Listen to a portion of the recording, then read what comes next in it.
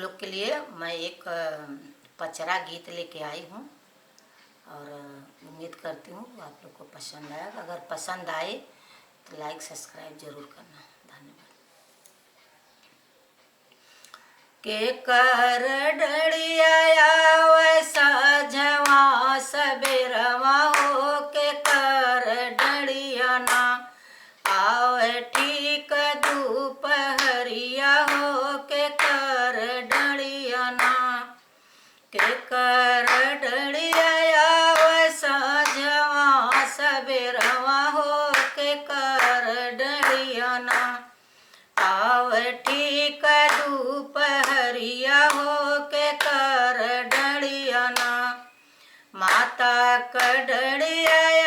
वैसा जवा सबेरवा हो भगवती डड़िया ना आवे ठीक दोपहरिया हो भगवती डड़िया ना माता कड़िया वैसा जवा सबेरवा हो भगवती डड़िया ना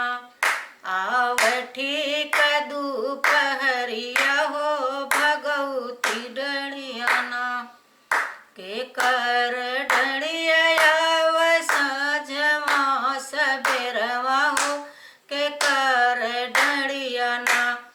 आवे ठीक दोपहरिया हो के कर डड़िया ना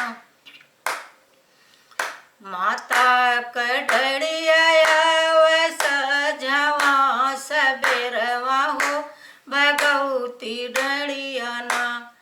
आवे ठीक दोपहरिया हो भगवती डड़िया ना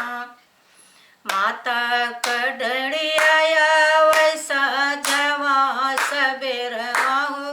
भगवती डड़िया ना आवे ठीक दोपहरिया हो भगवती डड़िया ना के कर डड़िया वैसा जवा सबेरवा हो के कर डड़िया ना आवे ठीक दोपहरिया हो के कर डड़िया ना के कर डड़िया लागल लाल लाल वो हरवा हो के कर डड़िया ना